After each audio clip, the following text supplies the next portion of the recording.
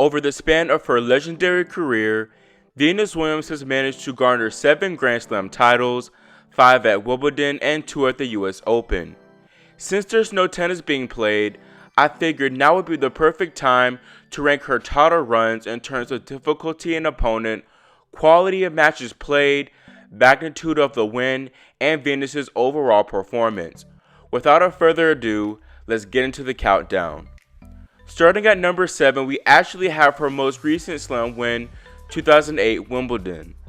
I'm actually surprised I'm ranking this slam this low, but someone had to be 7th, and this is the most fitting. A lot of the reasoning for this low ranking is Venus's competition.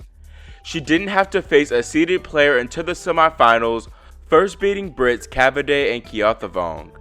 She then took care of qualifier Sanchez 1-5, then Russian Klebanova 3-4. In the last 8, she took out Tamarine Tenisugarn 4-3, and in the semis, 5th-seeded Elena Dementieva. Venus played a flawless first set here, dominating the Russian 6-1, but was met with a much more difficult task in the second, scraping it out in the tiebreaker.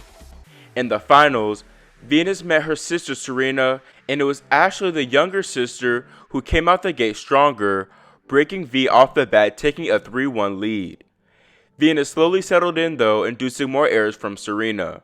She took the first set 7-5, and the second set was very similar in that Serena began with a 3-1 advantage, but Venus stormed back to close the deficit. She took the match and the title 7-5, 6-4. Overall, Venus played very well this tournament, especially towards the end. Her service and net play was unmatched that fortnight, and she was the clear deserved winner of the title. At number 6, we have Venus's 2000 US Open win. Coming into this tournament, Venus was the undisputed best women's player in the world, coming off titles at Wimbledon, Stanford, San Diego, and New Haven. However, she was the 3rd seed at the US Open.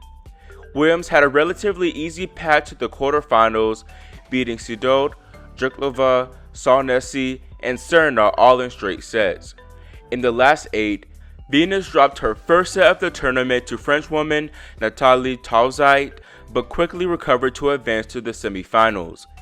Here she would face top seed Martina Hingis, who actually beat Venus in the same round of this tournament last year in a heartbreaking 3-setter. It appeared like we'd be in for another battle as the two split sets, bringing us into a decider to determine who'd face Lindsay Davenport in the women's final. It seemed as though Hingis would, as she took a 5-3 lead early in the 3rd set. Here, Venus was serving to stay in the match, and at 15:30, the most pivotal point of the match was played, as Venus threw up a weak lob that Martina should have put away. Instead, she blocked it back, allowing Venus to stay neutral and then pass her. From that point, Venus's game elevated while Hingis's dropped, handing the 3rd seed 4 consecutive games and the match. The finals against Davenport saw Venus go down an early deficit 1-4 in the first set, but she stormed back to take it 6-4. Despite an early break in the second, Venus hung tough and took the set and match 6-4, 7-5. This tournament for me really showcased Venus's fighting abilities. Under her circumstances, she should have lost to Hingis and should have at least lost a set against Lindsay. However, she dug in and continued to fight, those efforts giving her a maiden US Open title. The 5th slam title run on our list is the 2001 Wimbledon Championships. 2nd-seeded Williams was defending a Grand Slam for the very first time here, and she handled the pressure remarkably well. She ripped through her first 5 matches, beating Asago, Hanchikova, Likoseva, Petrova, and Tauzier in straight sets. This streak was halted in the semifinals against Lindsay Davenport, but Venus took the decider with a score of 6-1. The finals against 19-year-old Justine Henin was very similar to the semifinal against Lindsay, in that Venus handily took the first set, dropped the second competitively, but absolutely dominated the third. Venus took the final set 6-love against Henin, creating one of the oddest final scorelines in Wimbledon history. This run was extremely solid, seeing that Venus wasn't at all tested with the exception of those 2 drop sets in the last 2 rounds. Even more impressive is that Venus had just suffered a shocking first-round loss in that year's French Open. This is definitely one of Williams' more underrated title runs. Speaking of underrated title runs, we have V's 2007 Wimbledon victory. Heading into this tournament, Venus wasn't seen as much of a threat as she hadn't won a single title since 2005. She was ranked 31st at the start of the tournament, but Wimbledon seeded her 23rd due to her previous grass court success. Early on, it seemed as though we'd be in for another early round loss, as Venus was a set and break down to 19-year-old Russian Alla Kuderetseva. She managed to take the second set, but found herself 2 points from defeat in the decider. Venus fought past the inexperienced Russian to claim a 2-6, 6-3, 7-5 win. After an easier second round victory over Hana Shramova, Venus once again found herself points from defeat against Japanese woman Akiko Morigami. The world number 71 served for the match at 5-3 in the third, but Venus took advantage in her drop in play to take it 6-2, 3-6, 7-5. In the round of 16, Venus was the overwhelming underdog against second-seeded Maria Sharapova. Williams shocked us all when she easily dispatched of the young Russian 6-1, 6-4. In the quarterfinals, Venus continued to elevate her game with the 6-3, 6-4 defeat of 5th seed Svetlana Kuznetsova. In the semifinals, Williams dominated Serbian Ana Ivanovic 6-2, 6-4, and in the finals, a young Marion Bartoli 6-4, 6-1. Like I said before, this title run is criminally underrated, and I don't quite understand why. The way Venus improved her game from the second week forward is really astonishing, and she was barely tested by the game's top players at the time. Yes, the finals was forgettable, but this championship deserved its due diligence. This title is also important because it marked a career turnaround that saw Venus be a consistent top 10 figure from 2007 to 2010. In a total contrast, at number 3 is Venus' 2001 US Open run. I say this is a total contrast from her 2007 Wimbledon win, as Venus was a heavy favorite coming into this one and was untested the entire tournament. I'm not going to say much about this tournament because the scorelines pretty much speak for themselves. We have Hopakova 6-2, 6-3, 2, 6-2, 6-2, Raymond 6-3, 6-4, Testude 6-4, 6-love, Clijsters 6-3, 6-1, Capriati 6-4, 6-2, and Serena 6-2, 6-4. There's no denying that Venus would have beaten every single player in the draw that year. Not only did she beat the top players, but she destroyed them.